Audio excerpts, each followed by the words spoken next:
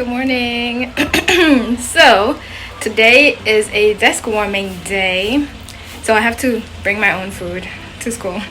I'm gonna miss the school lunch so much, but yeah, I'm gonna be filming the vegetarian video today at school, kind of like a change of scenery.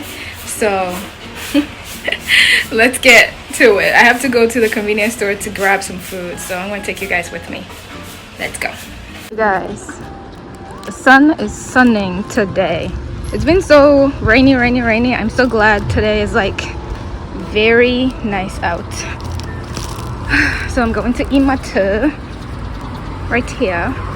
It's like my favorite E-Mart because there's this lady in there who's really nice to me all the time. All right, let's go in.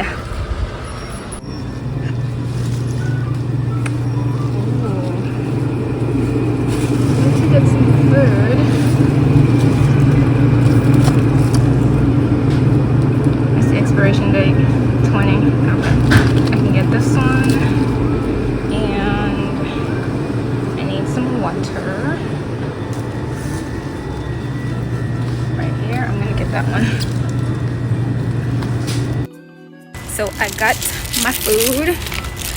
I have to go back to my apartment and pack it and get on my way to school because it is 8:08. I usually leave at 8:10. So let's go. So this is my little lunchbox bag. So I put my food in here. I'm gonna put some of this in like a Ziploc bag. It's like my favorite popcorn in Korea ever. If you guys are at E-Mart, try it. It literally tastes like music. Movie theater popcorn. I'm in a rush, but anyways, I want to see you guys when I'm walking to school. You guys, the little walk that I did, I was legit sweating. But I'm gonna see you guys in school. I gotta hurry up. Oh, I forgot my thing. Let me go back. So I got hungry. This is what the convenience store food looks like. It's like a whole meal. And I also have some popcorn. And I'm watching Catfish. Eating my food. Hey y'all. So I've had lunch. I did some prepping for camp and everything. And I'm just chilling right now. I'm a little tired, but let's get into these questions. So my friend has been a vegetarian for her whole life. So she's basically used to, trying to figure out food and everything. But these are the questions that I asked her. They're on my iPad, so if you see me looking down, I'm just reading her answers for you guys. So the first one I asked her was, what is it like being vegetarian in Korea? And she said, it's complicated. Many Koreans have no idea what being a vegetarian or vegan means.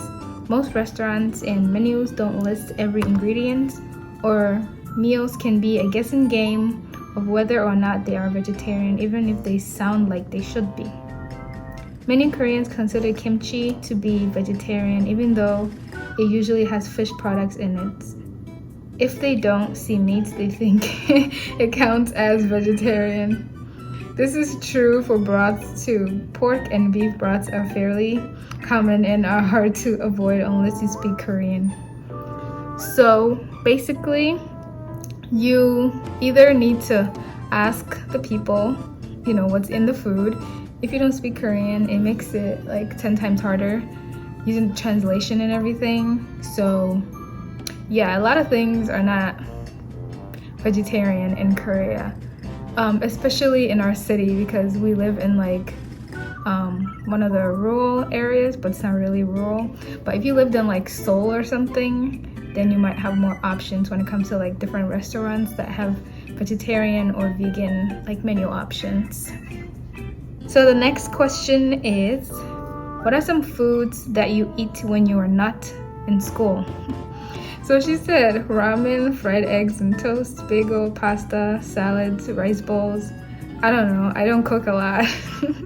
Usually I count on my school lunch to be most of my vegetables because it's cheaper. So yeah, she eats lunch at school. I'm gonna add all the lunches that she sent me at the end of the video, so you guys watch till the end to see what she gets during lunch. And you guys have seen my lunch videos. It's usually they have like a whole bunch of vegetables, and then they have rice, they have meat, they have soup, and the soups usually have some type of meat in it. Like you can have beef or chicken or like some type of seafood stuff in it. So yeah. Next question. Is there any positives of being a vegetarian in Korea, and would you recommend vegetarians to come live in Korea? She said, I would only recommend vegetarians come to live in Korea if they love to cook or know they will be in Seoul or maybe Busan, where there are actual vegan restaurants.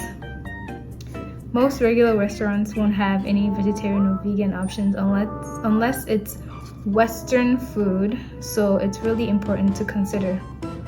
So yeah, she's right. Like if you don't live in like one of the bigger cities, it's a little hard finding like a restaurant that doesn't have meat in their food or ingredients.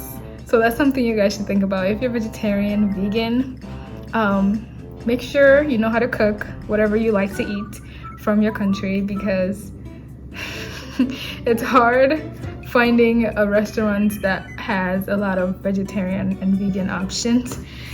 And since she didn't say any positives about it, I was like, so there's no positives? She said no. I was like, I'm dead.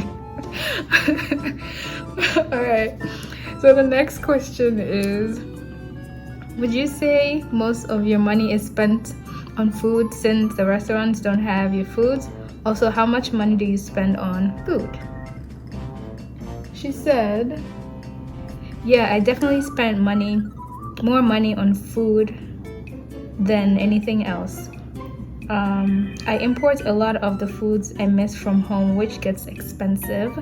So I would say I spend around 15k Korean won on food per day, closer to 20k a day if I splurge on something. I can order some foods from restaurants, usually pastas or pizza, but that's around 20 to 25k just for dinner. So I avoid it, of course, because that's a lot of money. And she said, I think my school lunches are 3.25k per day, which is true, something like that. And I consider those worth it, even on the days where I can't eat multiple things being served. So basically, most of her money goes into her foods, like buying stuff on Coupang and stuff. Since it's from like America, you have to, I think, yeah, it's way more expensive, because I remember I was looking for beans or something, and like one container was like 6,000 won or something crazy. Was it 6,000?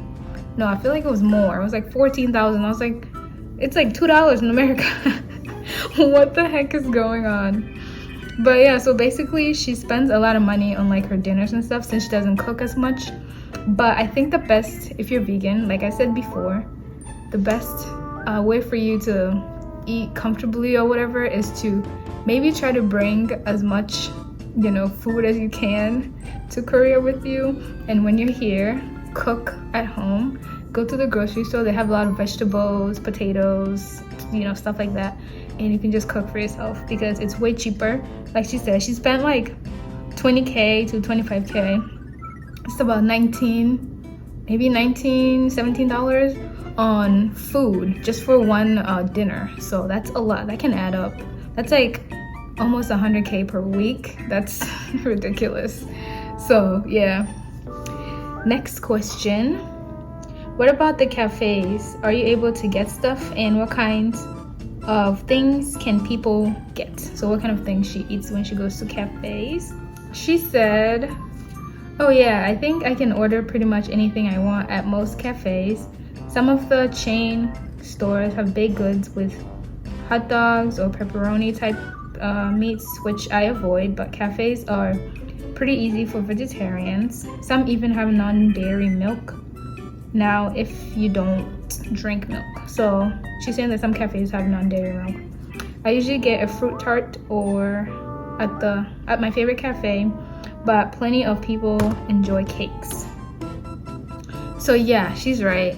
I think it's pretty easy for vegetarians to get, you know, stuff at cafes because they have like a lot of fruit things here in Korea. So you can get like a fruit cup, or you can get like a fruit tart like she usually gets. But if you're strict, like vegan, no milk, no eggs, no cheese, no nothing, you might not be able to get stuff at a cafe because most of the things have cream in it. Like, I think Korea is obsessed with milk or something because they have a lot of cream stuff.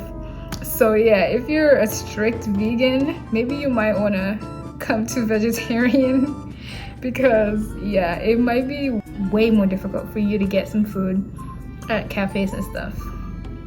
You know, well, where I am, I don't know about Seoul. Maybe Seoul you can get a cafe where it's like all vegan. I don't know.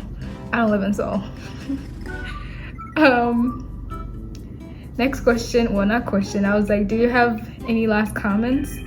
And she said, you can be a vegetarian or vegan in Korea, but it might end up being one of the more difficult and stressful aspects of your life if you aren't used to cooking for yourself 24/7. She's right. If you are determined to be a strict vegan or vegetarian in Korea and want to eat at restaurants, you must learn Korean. Yeah, so that's basically all the questions. I think her end comment was very true. If you're very strict with like your diet and your food, you need to learn Korean so you're able to like ask them what's in the ingredients that's in the food. Because if you don't speak Korean and you try to ask them, it's not gonna work, and they're probably gonna tell you that it's fine, you know, when it's probably not fine, and then you're gonna be upset when you find out that they had milk in it or something like that. So yeah, overall, her experience has been okay. Even though she said there are no positives. Oh my god, I was like, I'm done. But yeah, that's basically all the questions I asked her. If you guys have any other questions, let me know in the comments and I will ask her and answer as quickly as I can. So I hope you guys enjoyed this video. Don't forget to like, comment, share, subscribe, all that jazz, and I will see you in my next video. Bye.